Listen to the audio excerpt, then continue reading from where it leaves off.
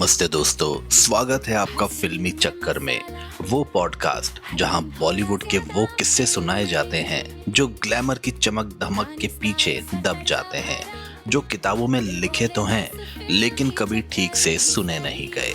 आज की कहानी है बॉलीवुड के सबसे बड़े ट्रेजेडी किंग की, दिलीप कुमार जी की। उन्होंने पर्दे पर हजारों बार दिल तोड़ा, हजारों बार आंसू बहाए, लेकिन असल जिंदगी में 1982 में एक ऐसा वाकया हुआ जिसने उन्हें खुद तोड़ दिया। एक ऐसी शादी जिसे उन्होंने चुना ही नहीं था, एक ऐसा राज जिसे छुपाने की कोशिश की गई लेकिन वो राज छुप ना सका। तो दोस्तों, आज फिल्मी चक्कर पर बात होगी दिलीप कुमार की दूसरी शादी की, अस्मा रहमान के साथ। पूरी कहानी बिना लाग लपेट के ये रही। फिल्मी चक्कर, फिल्मी चक्कर, फिल्मी चक्कर, फिल्मी चक्कर, फिल्मी चक्कर, फिल्मी चक्कर, फिल्मी चक्कर, हर दिन थोड़ा और फिल्मी। दोस्तों, इसे समझने के लिए थोड़ा बैकग्राउंड समझते हैं। दिलीप कुमार, जिनका असली नाम मोहम्मद यूसुफ खान था, इनका जन्म 1922 में पेशावर में हुआ था। वो उस दौर के एक्टर थे जब एक्टिंग सिर्फ काम नहीं, एक कला भर थी। देवदास, मुगले आजम, गंगा जमुना, क्रांति, उनकी फिल्मोग्राफी किसी भी एक्टर को शर्मिंदा कर दे। फिल्म फेयर ने उन्हें सबसे ज्यादा बार बेस्ट एक्टर अवार्ड दिया। पाकिस्तान ने उन्हें निशाने इम्तियाज से नवाजा, जो उस देश का सबसे बड़ा सिविलियन ऑनर है।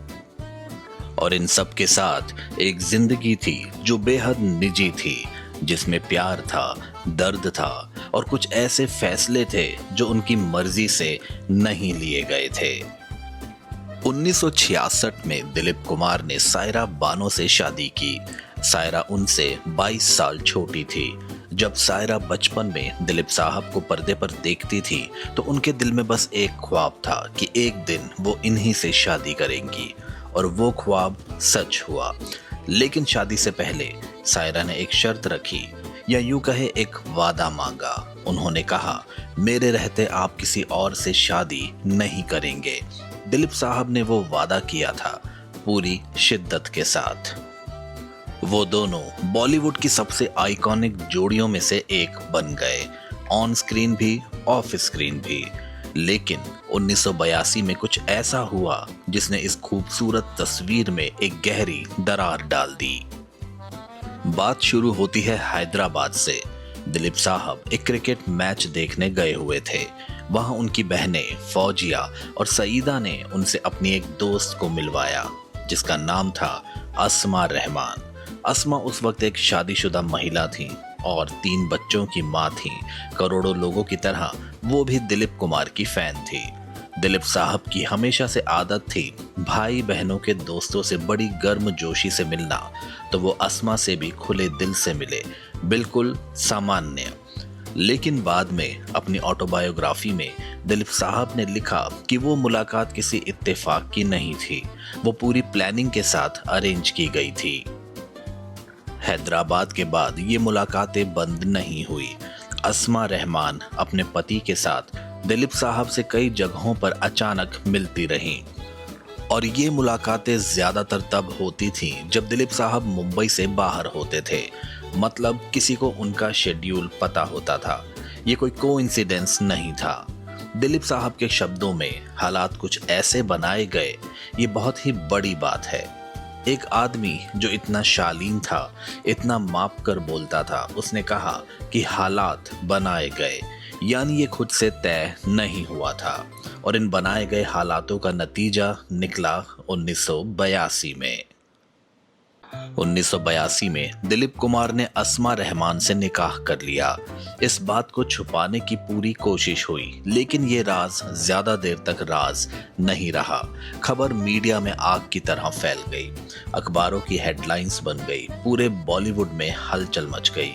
दिलीप साहब ने अपनी ऑटोबायोग्राफी में इस शादी के बारे में बहुत खुलकर नहीं लिखा, लेकिन जो लिखा वो काफी था।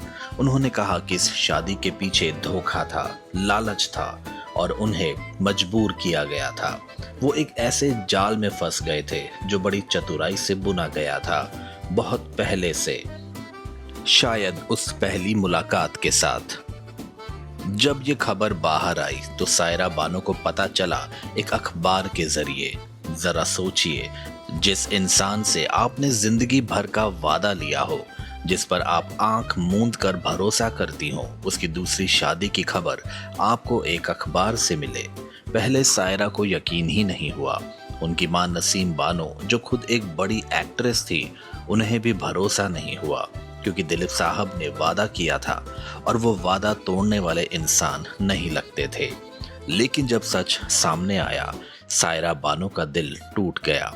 वो एक ऐसी औरत थी जिन्होंने अपना सब कुछ दिलीप कुमार को दिया था, अपने करियर को बैक सीट पर रखा, अपनी जिंदगी उनके इर्द गिर्द बनाई, और उसी इंसान ने, चाहे मजबूरी में ही सही, वो एक वादा तोड़ा जो सबसे जरूरी था। सायरा की हालत देखकर दिलीप साहब टूट गए थे। उन्होंने आत्मगिलानी महसूस की, एक ऐसी गिल्ट जो उन्हें अंदर से खा रही थी। उन्होंने सायरा के सामने अपनी गलती मानी, बिना किसी बहाने के, बिना किसी सफाई के, और एक वादा किया कि मैं इसे ठीक करूंगा। और फिर शुरू हुई कानूनी प्रक्रिया। अदालत में मुकदमा दायर हुआ, सुनवाई हुई, और अंततः दिलीप कुमार का अस्मा रहमान से तलाक हो गया। वो शादी जो धोखे से शुरू हुई थी, कानून के जरिए खत्म हुई। इस मुश्किल दौर में कुछ नाम सामने आए जो सच्चे दोस्त साबित हुए। राजनीति से रजनी पटेल और शरद पवार, जो आगे चलकर महाराष्ट्र के बड़े नेता बने। उन्होंने दिलीप साहब का साथ दिया, उन मुश्किल कानूनी लड़ाइयों में उनके साथ खड़े रहे। और फिल्म जगत से प्राण साहब की पत्नी शुक्ला जी और BR चोपड़ा की पत्नी प्रकाश जी, जिन्हें दिलीप साहब भाभी कहकर बुलाते थे, उन्होंने सायरा बानो का पक्ष लिया। इन दोनों ने दिलीप साहब को सीधे कह दिया, अगर सायरा के रहते दूसरी पत्नी को रखा तो हमें भूल जाइएगा। ये सच्ची दोस्ती थी, वो दोस्ती जो मुंह पर सच बोले।